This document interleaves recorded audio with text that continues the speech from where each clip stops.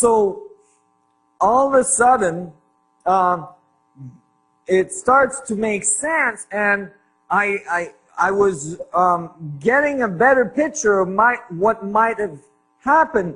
Now, interestingly, there's new evidence that's coming out, and well, there's a few things. One of them is that most of the writings of Qumran, most of the Dead Sea Scrolls, are not allowed to be released to the public. Only, I believe, 100 scrolls have been released to the public, and the rest is not being released to the public at all. I find that interesting. I wonder why. But certainly, the fact is that there is evidence that Joseph and Mary, the parents of the one that was actually called Emmanuel in the Bible, the name of Jesus came later on, but in the Bible it's very specifically said to be Emmanuel, were Essene and were from the Essene community. So imagine this child coming into the field of this extremely powerful object and growing into the field of it. Imagine having an object that is like a transducer for the power of space-time, all the information of the universe in that point. When you're close to it, there's a lot of information transduction that's going through your DNA. That could make you be able to do things that the average human beings cannot do. It's like a little torque on your space-time reality. All right? And certainly walking on water is evidence of gravitational effects. At a recent press conference, famous videographer James Cameron and filmmaker Simcha Jakobovicki presented a controversial documentary called The Last Tomb of Jesus. Their research reports on an ancient family tomb found under a construction site and documented by archaeologists in 1980. The controversy comes from the cluster of names that was discovered engraved on some of the ossuaries. One of the most prominent inscriptions reads, Joshua, son of Joseph, or Jesus, son of Joseph. Another bears the inscription Maria, or the modern Maria, and yet another read Marianne Mara in Greek, which may correspond to Mary Magdalena, as Marianne is the name found in the Acts of Philip to describe her. Though the names found on some of the ossuaries are common, it is significant to find all of these names with biblical references clustered in the same family tomb. More significant for our purposes is that it seems that many ossuaries of the first-century Judea Christians bared a very specific geometric configuration. For example, the ossuary marked Marianne Mara bears very defined geometric decorations that in the context of our research have extreme significance. Indeed, once again we find the very structure of the cube octahedron, or vector equilibrium, engraved on an ancient artifact. It is even carved in such a way that the lobes or petal structures of the matrix are apparent in 3D. The same typical geometry is found on other ossuaries, one of which is marked Judah, son of Joshua. Certainly the claim that Mary Magdalena and Joshua may have had a child is controversial, but the symbols that are found on these ossuaries and others from the 1st century AD have striking significance. It is as well significant to note that both the one called Joshua or Emmanuel and Mary Magdalena were in some traditions considered to be a representation of the living ark. These symbols, as well as we have seen earlier, are found in many different traditions, and specifically in the Egyptian Osirian temple. This temple is associated with the resurrection of Osiris, with the help of his consort Isis, and may denote the structure of space-time and some of the most powerful and profound knowledge of the time. Significantly above the entrance of the tomb was a unique facade, a carefully crafted chevron and circle that mystified the archaeologists.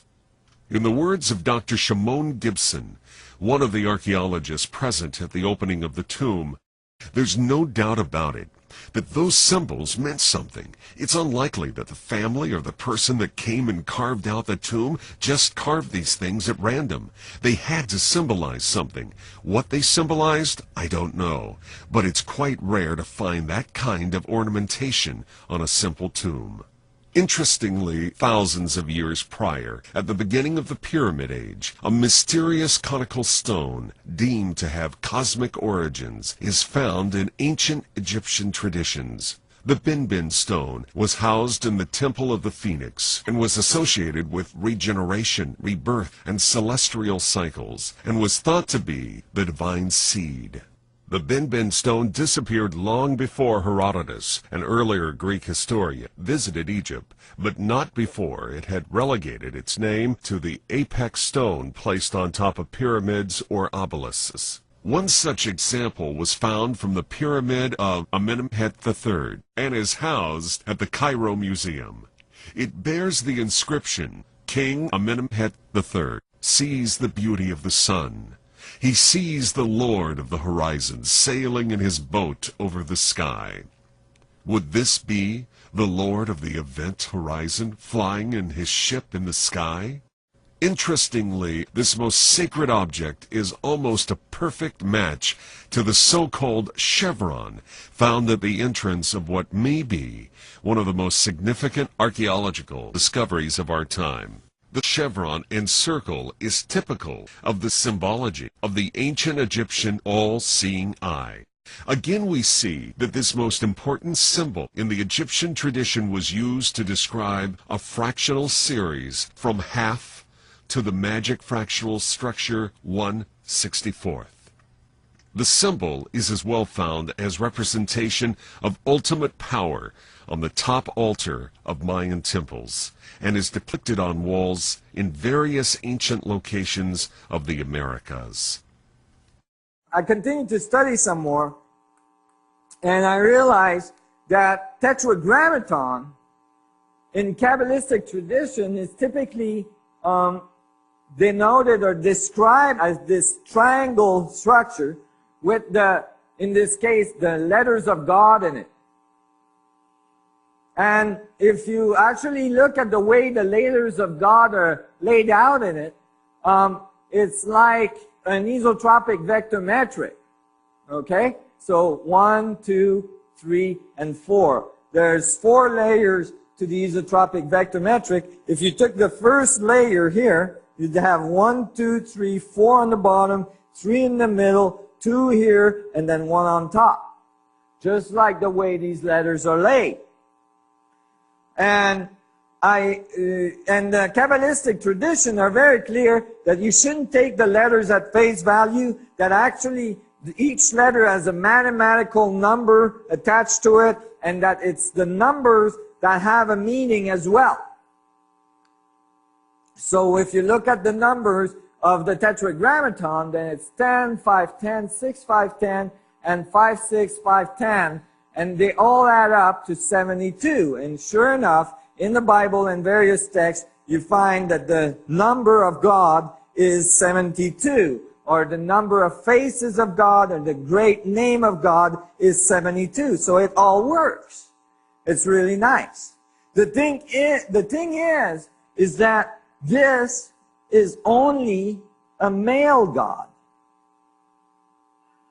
It's missing its better half. Remember? It's missing its polarity. And so,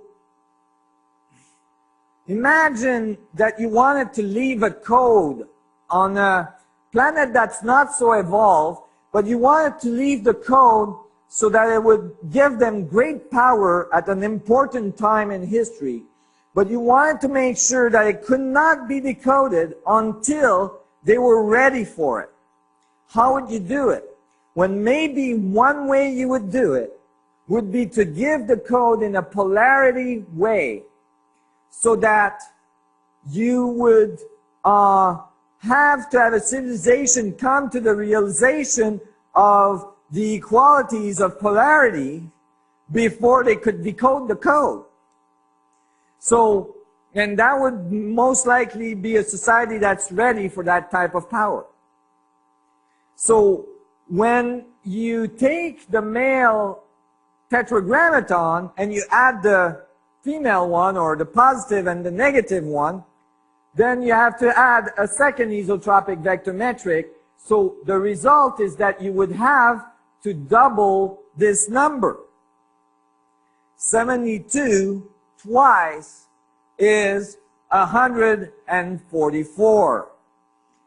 144 is in the book of Revelation as a very important number for the new and the changes of the new world. When you put 64 tetrahedrons together and you get this fractal vectorial array, you get exactly 144 faces on its outside surface. And so that was getting compelling. But the Kabbalistics didn't stop there. The Kabbalistic traditions said, well, actually, if you want to truly understand the power of the Tetragrammaton, the power of God, if you want to understand the root of creation, you must decode this tree, which was thought to be the tree of knowledge, which is analogous to the tree at the center of the Garden of Eden. This was thought to be the foundation of creation, and that if anyone could decode this, they would hold the key to creation. There's a lot of writing in Kabbalistic tradition that says as well that it shouldn't be attempted to be decoded because most people that have gone crazy. And so I took those warnings seriously, and I thought, well, I'm most likely already crazy. Well, I live in a van, you know. I'm studying all this crazy stuff. I must be okay, you know. It won't hurt me that much. So I went at it. And I studied and I studied and I studied and I tried to figure it out. And I couldn't really figure it out. I was really bugging on it because it was getting so complex. So many texts I was reading about this were so complex and so philosophical, and they had all these realms and dimensions and all this. I couldn't figure it out. Powerful object. And growing into the field of it. Imagine having an object that is like a transducer for the power of space-time, all the information of the universe in that point. When you're close to it, there's a lot of information transduction that's going through your DNA. That could make, so all of a sudden, it starts to make sense, and I was getting a better picture of what might have happened. Now, interestingly, there's new evidence that's coming out, and well, there's a few things. One of them is that most of the writings of Qumran, most of the Dead Sea Scrolls, are not Mary, the parents of the one that was actually called Emmanuel in the Bible. The name of Jesus came later on, but in the Bible it's very specifically said to be Emmanuel. Were Essene, and were from the Essene community. So imagine this child coming into the field of this extremely allowed to be released to the public. Only, I believe, 100 scrolls have been released to the public, and the rest is not, has not been released to the public at all. I find that interesting. I wonder why. But certainly, the fact is that there's evidence that Joseph and make you be able to do things that the average human beings cannot do. It's like a little torque on your space-time reality. All right? And certainly walking on water is evidence of gravitational effects. At a recent press conference, famous videographer James Cameron and filmmaker